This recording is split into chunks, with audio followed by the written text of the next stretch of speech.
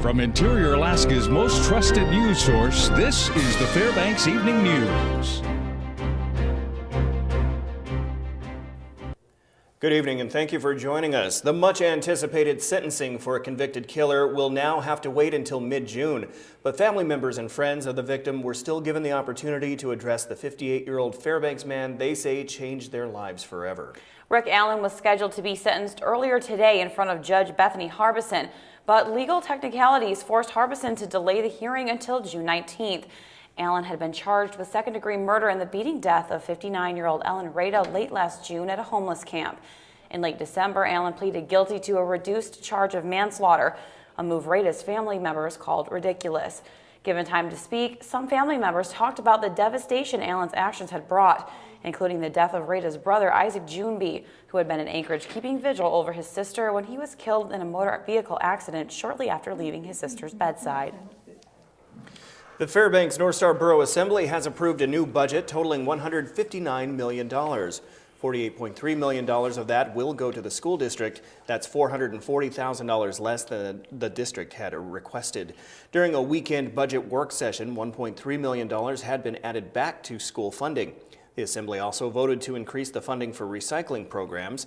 That means the university may be able to continue its recycling program after all.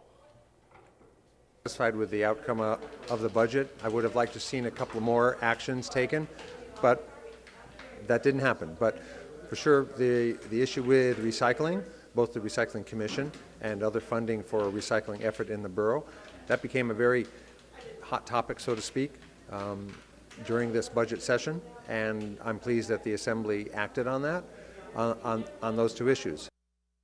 Due to the recent cases of rabies found in wolves near the Chandelar Lake area and Southern Brooks Range north of Fairbanks, the Animal Control Shelter has been receiving many calls from concerned animal owners. The need to respond to the public was apparent, and the shelter has teamed up with the Alaska Department of Public Health to bring low-cost rabies vaccinations to interior residents. Beginning next Monday and lasting through Saturday, the shelter will be open from 4 p.m. to 7 p.m. and will offer $5 vaccinations to pet owners. The shelter manager told the news center the best way to deal with the rabies issue is prevention. Well, it's great to do it for the community, and there's a lot of people out whose animals aren't immunized. At times they're out running loose, and when they are loose, you have no idea what they come in contact with. If they're in the woods, they may come in contact with wild animals or carcasses of animals. And so it's always a good idea to have that prevention because rabies is not curable. Even though it's not officially cleanup day until tomorrow, some people have already been out picking up trash that's been hidden by the snow. It's being done a week later than usual this year because of weather and snow still on the ground in a lot of places. Bags can be picked up at the Midnight Sun Council Boy Scouts office at 1400 Gillum Way. There are also available at local fire departments in the area. Those collecting trash should leave the bags beside the road for pickup or take them to the landfill. It's time once again to take your canned goods to the mailbox. The letter carrier's drive to benefit the Fairbanks Community Food Bank is set for Saturday. Items have to be non-perishable. They can't take frozen food, and they prefer not to have things in glass containers. If you have that type of item, you're asked to take it to the food bank. Donations should be left in a bag by the mailbox before letter carriers arrive to deliver mail. Donations can also be taken to the post office. And we'll be out delivering the mail and picking up canned food or boxed food donations for the food bank. And we do this every year. It's in Fairbanks, North Pole, and the 2 military bases. And the contract carriers outside of town, they're helping us too. Every year we shoot for 20,000 pounds. Okay, when we return, high finance at a local school. And dogs seem to have a soothing effect for people under stress. Those stories are next. Stay with us. Welcome back to the Fbx Evening News. Tonight, as we speak, many people are walking the streets of Fairbanks for a good cause. The 11th annual Alaska Visitor Industries Walk for Charity raises money for local nonprofit charity organizations. There will be food vendors throughout the course, and it will finish at the Morris Thompson Cultural and Visitors Center with a grand finale. This 4K walk helps the visitor industry, which is the second largest industry in our state. This event is done by the Alaska Travel Industry Association, also known as ATIA. The visitor industry employs more than 60,000 people. It's the second largest industry in Alaska. So We do this to try to give back to the community and raise money for these nonprofits. Last year we had about 55 nonprofits registered, and this year I'm pretty sure we're at that, if not even more. It is finals week at the University of Alaska Fairbanks, and students are busy cramming for their exams. Officials with the Rasmussen Library are offering a unique way for students to de-stress by partnering with Companions, Inc. The nonprofit has provided qualified therapy dogs for students to visit while taking a break from their studies. A pack of dogs have rotated in and out of the library all week, some even performing tricks for the entertainment of all. Library administrations say therapy dogs really do help relieve exam stress, which in turn helps students achieve better scores. The ultimate goal is just to give students and staff and anyone who wants to come in a chance to relax. It's a very stressful time of year, and so students are, as you can see in the library, there's a lot of studying going on, and so students take a break, they come down and they pet the animal, and studies show that pets enrich our lives. Big news was made recently when a couple of local tycoons purchased the Barnett Mall for $1 million. Now, where is the Barnett Mall? Well, it's located inside Barnett Magnet School. It's only open on Fridays, and it serves the 4th through 8th grade classes. The idea for the mall concept, complete with shops, was created by Colleen Smith, a teacher at Barnett. She wanted to find a way to educate students about finances and understanding how money exchanges work. Each student acquires spending dollars by attendance, along with rewards for exceptional schoolwork. The two tycoons are actually two 8th graders who saw an opportunity and decided to use their business knowledge and purchase the shops in the mall and receive lease payments from the shopkeepers.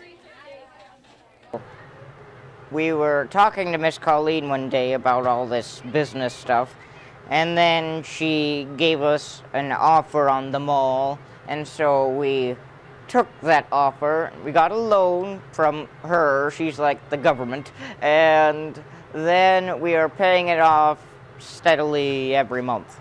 I've always accumulated this idea because my dad started a Charles Schwab account, and I got really interested in investing in those. And it became kind of a fun entertainment for me. Even though we see some remaining snow out there, we can now start thinking about getting our gardens ready. It's time for Michelle Hebert to kick off our 15th season of the Garden Report. Hi, I'm Michelle Hebert from the University of Alaska, and along with KTVF and Mike Schultz, I'm going to be bringing you weekly garden tips. So welcome to this year's garden season. It may be snowy outside, but it's not too early to think about gardening. Because our growing season is so short, you want to start a lot of plants such as your cole crops, broccoli, cauliflower, and cabbage, and those squash indoors. You want to start with good information, and you can get the University of Alaska Cooperative Extension publications on seed starting and transplanting, which will give you the information you need. And then go ahead and get some good potting soil, and it's good to get sterilized soil, commercial soil, so your seedlings don't die that first week. Then get those seeds that are adapted for Alaska and plant them in that soil. Now, you won't need fertilizer till the plants have gotten their second set of leaves, but you'll want to keep those plants really damp, and you can do that with 3 methods that I use. I'll use a special bulb waterer on the smaller seeds, or a watering can, or use something like the university is doing here with a bed filled with water where you're actually watering from the bottom, and that's a very good method to use. Once you've planted those seeds, you want to go ahead and put them under lights. It's really important to keep those lights within 1 to 2 inches above the plants. That way you'll have a very sturdy plant. Now here's some broccoli plants that I have, and you can see they're short and very dense and have a good set of leaves. That's what you're after. This has been Michelle Hebert with your weekly garden tip. Thank you for joining us, and thank you to Stump Grinders for sponsoring our show this season. We will be having them on the show later this season to show how to remove those stumps in a successful, good way to make your yard beautiful. Gardening tips brought to you by Fairbanks Stump Grinders. Ooh, packed weekend this weekend, and it's finally the nice weather. Finally, some of those spring sports can get going. Yeah, and now I know what everyone's talking about the spring sports season. So there's a lot of high school sports to talk about. Tonight we got everything from softball, soccer, and track. It's been a tough season for all the spring sports, but today was day 1 of the Region 6 championships for track and field. You'll see that and more coming up in sports.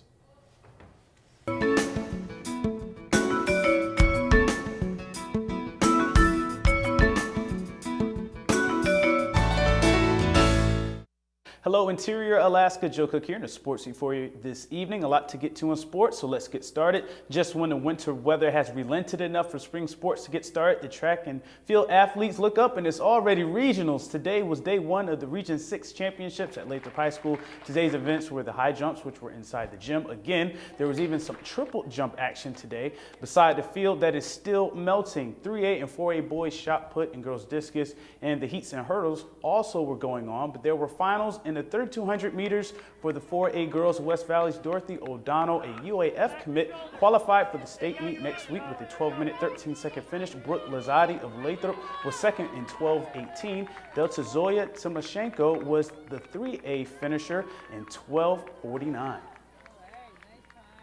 Well, I didn't really have any expectations for this race today, so I just ran it and tried to stick with Brooke and ran it with her, and then gave it all I could for the last 2 laps. In the boys' 3,200 meter finals, a familiar face crossed the finish line first. West Valley's Miko Seri finished in first with 10 minutes and 2-second time. Teammate Eric Hofler finished 8 seconds later as both runners led the pack for the majority of the 3,200 meters. Daniel Tetarenko got the 3A boys state bid with his 10-minute and 37-second finish. Sayer said who had that signature kick on the last lap to pull away from the field, has bigger goals for the state meet next week. I want to get to state and I want to break 10 is my goal. I was just 1 or 2 seconds off this time. And so that's kind of what I'm looking to do. Maybe place in the top 10 in state and something like that. I don't really have any thoughts, but I knew it was great, so I tried to run my best today. The weather was great and the competition was great and the track was, this is a good regional this week. So I'm glad we had a good weather. And last night, spring sports continued for prep athletes over at Ryan Middle School. There was some softball action between the North Pole Patriots and the Monroe Rams and their doubleheader. The Patriots came in battle-tested with a couple of games under their belt. This was the Rams' first games of the season. The Patriots won game one 14-2 in 3 innings. And the second game was a little bit closer, but the Patriots would come out on top. Kristen Ash was solid in the second 3-inning game in the circle with 4 strikeouts. In 2 and 3rd innings of work, Ash also hit a double as the Patriots sweep the Rams with an 11-8 win in Game 2. North Pole is 4-1 on the year.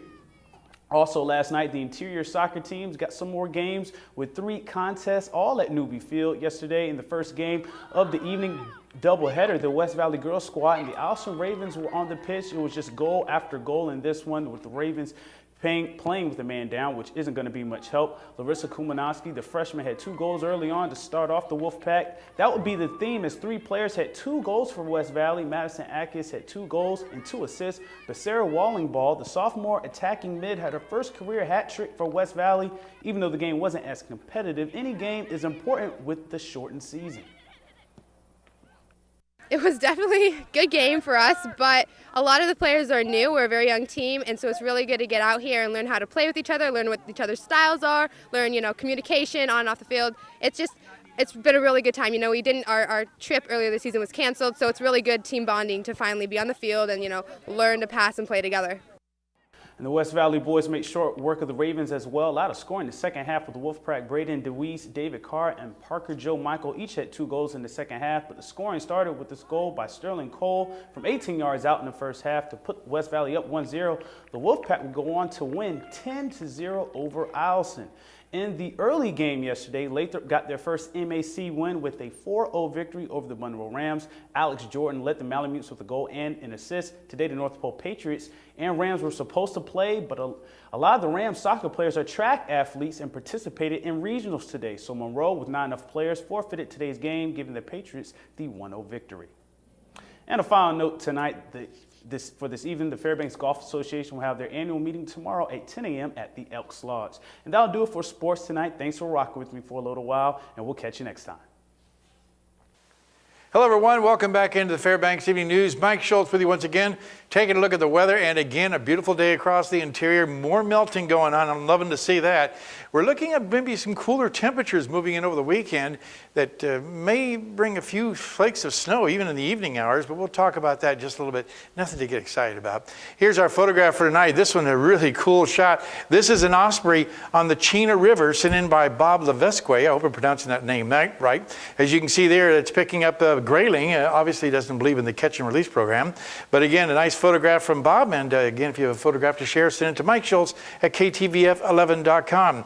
Out at the airport right now, 53 degrees after a high of 55. Record high, 84, 1995. Record low, 7 in 1964. Sunrise and sunset, 18 hours and 9 minutes of daylight. That's a gain of 7 minutes from yesterday. Satellite picture, a little more ominous. As you can see, more moisture coming in from the southeast, and it's starting to work its way across the Alaska range. Doesn't have any real precipitation with it, but as this cold front comes in from the west, the two of them meeting up may give us a few problems tomorrow night into Sunday. We'll talk more about that in just a little bit. What's going on across the rest of the state? Well, not a whole lot to talk about. Sunny skies to partly cloudy skies over southeast Alaska. Clouds up and down the west coast, but you don't see anything really bad coming in our direction. That's the good news. And cloudy skies at Barrow, Fort Yukon, 55 degrees and sunny skies. Lower 48 weather tonight. Once again, beautiful weather over the western half of the country. 89 degrees in Las Vegas, even warmer in Phoenix. Out to the east, we're moving some showers and thunderstorms, some of those heavy across the New Orleans area. In fact, you can see them really rolling across New Orleans into Mobile, Alabama. Then more storms across Texas, some of those bringing 3-inch size hail today. A lot of activity there. And the jet stream for the first part of next week. Again, once showing a lot of movement, as you can see, coming off the Pacific Ocean, way up to the north over Canada, then diving down, bringing that cool air across the northeast, while the rest of the country stays very warm and very hot and dry. All right, well, back to Alaska for tomorrow, looking at snow showers in Barrow, partly cloudy skies in Nome, and also partly cloudy skies expected at Fort Yukon. Here in the interior, we're looking at more clouds moving in, some showers in the evening hours for both Healy and Fairbanks. And temperatures not quite as warm as today. Over southeast Alaska, the rain has returned. Widespread rainfall from Juneau all the way down to Ketchikan. And over the southwest part of the states, we're seeing rain and snow for Cold Bay, rain at Kodiak, and cloudy skies in Bethel. Over south central regions, it looks like maybe some rain showers at Homer. Otherwise, cloudy skies expected for Valdez and Anchorage. And it is time once again for our pollen count. And we're going to take a look at that and show you that we're looking at, again, low levels of mold. Otherwise, the rest of them are dormant right now, absent.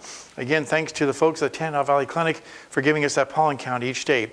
Okay, so here's your forecast. 33, the overnight low, above freezing. How about that? Increasing clouds and continued mild. Tomorrow's forecast, 53 degrees with, again, a chance of some showers developing in the evening hours, and with the cool air coming in, could see a few flakes of snow, but nothing to get excited about. It's not the end of our spring by any means.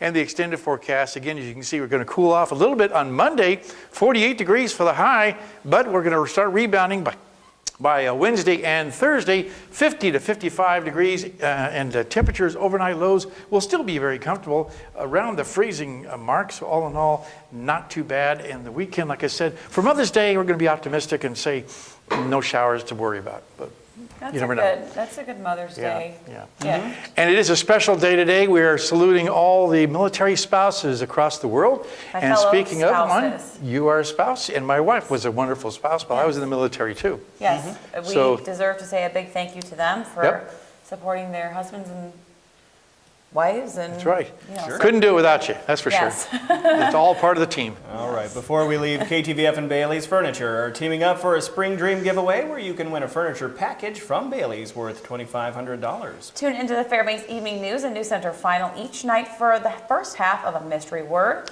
Then visit Bailey's Furniture for the second half and complete your entry form for your chance to win. We're going to announce that lucky winner during the Fairbanks Evening News on Friday, May 24th, 2 weeks away. Okay, that will wrap up this edition of the Fairbanks Evening News. As always, we are glad you could join us. Tonight on NBC Nightly News, a pair of growing scandals in Washington send the White House into crisis mode. That's next with Brian Williams. And we're going to leave you tonight with some more of those good feelings from those puppies. Yeah, absolutely. Okay. You know, Companions Inc., they wanted to get this out, that they would do more events at, you know, senior centers and all that if they just had more volunteers. So please, if you like doing that and seeing that, then absolutely. And all you dogs out there volunteer too, right? Absolutely. Yeah. From all of us here at the News Center, have a good night. See you back here at 11.